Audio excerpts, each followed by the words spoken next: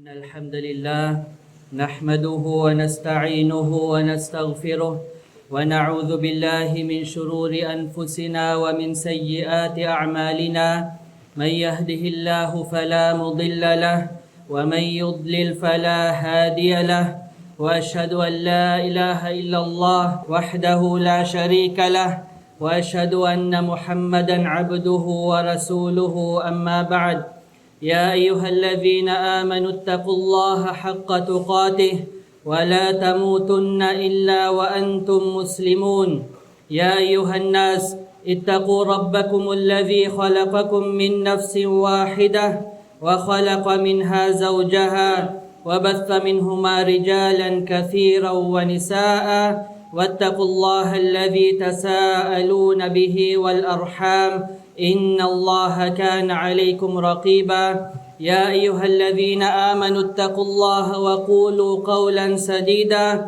يصلح لكم أعمالكم ويغفر لكم ذنوبكم ومن يطع الله ورسوله فقد فاز فوزا عظيما أما بعد فإن أصدق الحديث كلام الله وخير الهدي هدي محمد صلى الله عليه وسلم وشر الأمور محدثاتها وكل محدثة بدعة وكل بدعة ضلالة وكل ضلالة في النار وبعد. Kabilang sa mga ipinag-utos ng Allah subhanahu wa ta'ala sa kanyang mga alipin ay ang pagtulong natin sa mga alipin ng Allah kapag sila ay nahihirapan. Isinalaysay ni Imam Muslim sa kanyang sahih mula kay Abi Hurairah radiyallahu anhu na sinabi ng Propeta sallallahu alayhi wasallam, "Man naffasa an mu'minin kurbatan min kurabid dunya, naffasa Allahu anhu kurbatan min kurabi yawmil qiyamah." Ang sino man magpagaan sa isang mananampalataya mula sa isa sa mga paghihirap sa mundong ito, pagagaanin ng Allah subhanahu wa ta'ala para sa kanya ang isa sa mga paghihirap sa araw ng paghuhukom. وَمَنْ يَسَّرَ عَلَى مُعْسِرٍ يَسَّرَ اللَّهُ عَلَيْهِ فِي الدُّنْيَا وَالْآخِرَةِ. At ang sino man magpadali para sa taong nahihirapang magbayad ng utang, padadali ng Allah subhanahu wa ta'ala para sa kanya ang mga bagay sa mundong ito at sa kabilang buhay.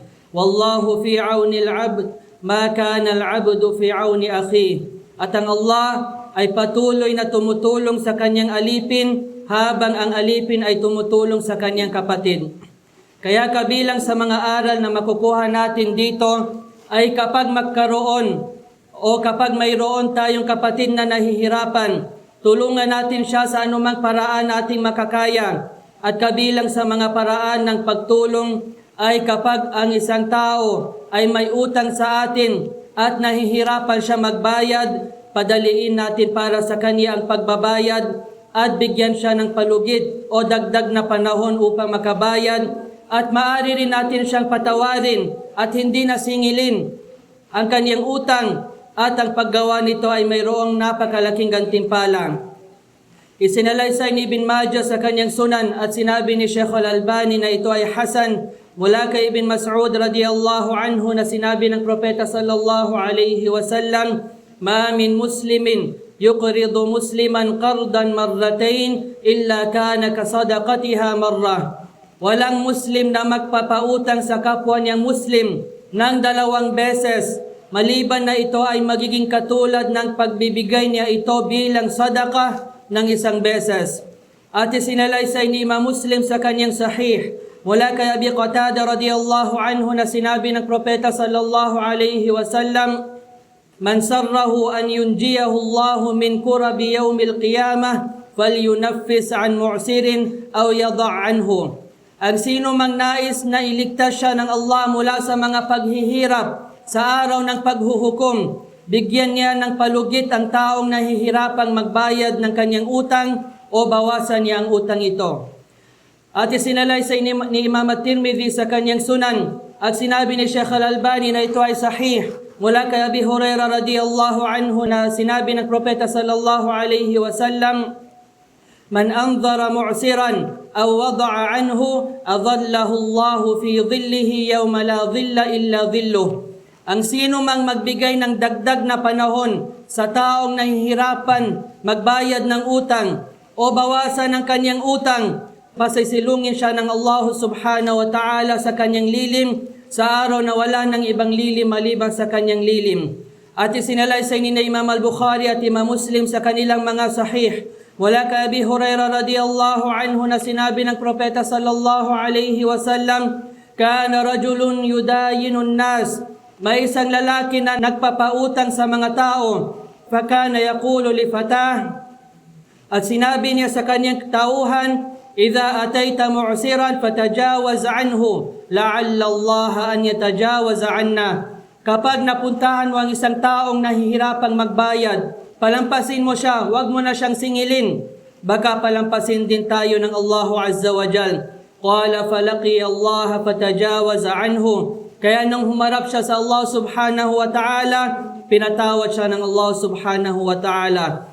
At isinalaysay ni Ibn Majah sa kanyang sunan. At sinabi ni Sheikh Al-Albani na ito ay sahih. Mula kay Buraidah bin Al-Husayb Al-Aslami radiyallahu anhu, na sinabi ng Propeta sallallahu alayhi wasallam, man anzara mu'siran, kana lahu bikulli yawmin sadaqah. Ang sino man magbigay ng dagdag na panahon sa taong nahihirapang magbayad, magkakaroon siya ng gantimpalang sadaqah sa bawat araw. وَمَنْ أَنْظَرَهُ بَعْدَ حِلِّهِ كَانَ لَهُ مِثْلُهُ فِي كُلِّ يَوْمٍ صَدَقَةٍ.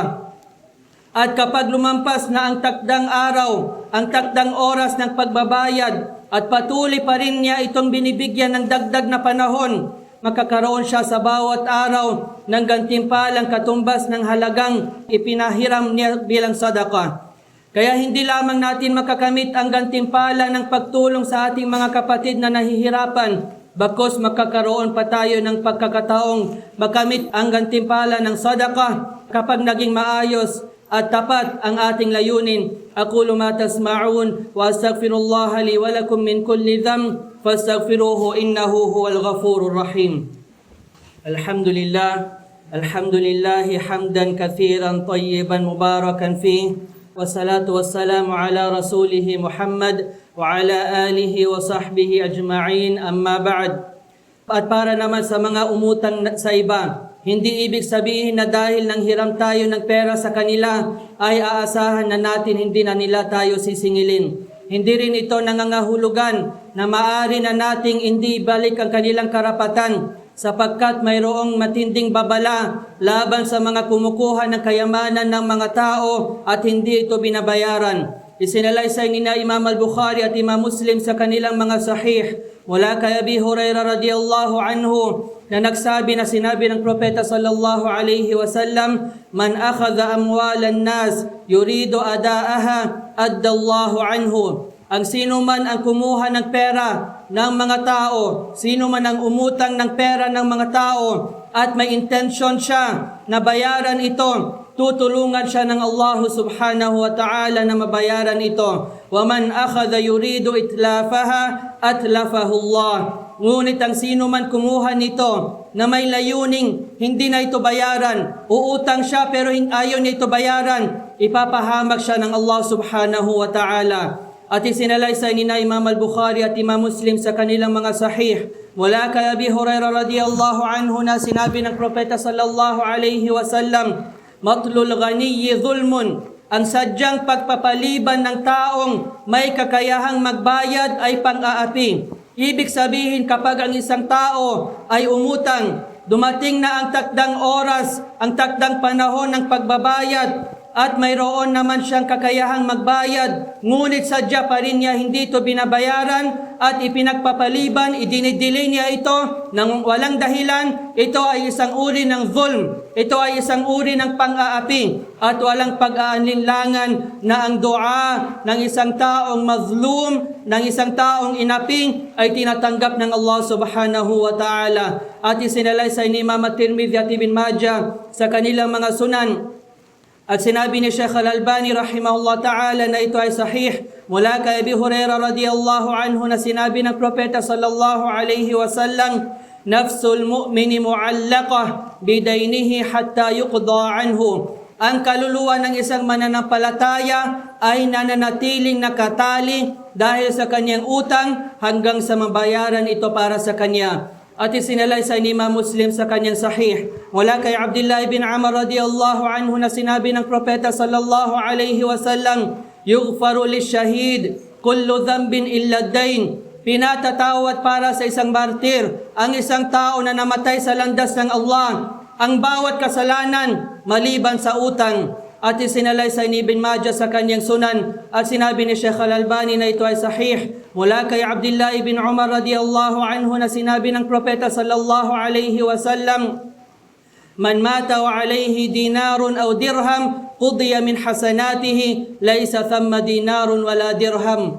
Ang sino mang mamatay na mayroon siyang utang na 1 dinar o 1 dirham, ito ay babayaran niya mula sa kanyang mga mabubuting gawa, sapagkat doon sa araw ng paghuhukom wala ng pera, wala ng dinar at wala ng dirham. Kaya nararapat sa mga may utang na bayaran ng kanilang mga utang kapag mayroon na silang kakayahang magbayad. Huwag nilang ilagay ang kanilang sarili sa kalagayang inaapi nila ang kanilang mga kapatid, at huwag nilang hayaang mamatay sila na mayroon pang hindi nabayarang utang. Sapagkat sa araw ng paghuhukom, sa araw na wala ng piso at wala ng dolar, kukunin mula sa kanilang mabubuting gawa at ibibigay ito sa mga taong kanilang inutangan. At kapag wala na silang natitirang mabubuting gawa, kukunin mula sa mga kasalanan ng taong kanilang inapi at ililipat ito sa kanila. At hindi nararapat sa isang Muslim na mangutang ng walang sapat na dahilan. Huwag siyang mangutang maliban kung talagang kailangan niya upang hindi niya mailagay ang kanyang sarili sa isang mahirap at mapanganib na kalagayan. Allahumma a'inna ala ada'il huquq wa qada'id duyun wa barik lana fi amwalina warzuqna as-sidqa wal amana wa farrij kurubal muslimin wa yassir ala al-mu'sirin waghfir lana wa liwalidina wa li jami'il muslimin. Aqulu qawli hadha wa astaghfirullah li wa lakum wa aqimis salam.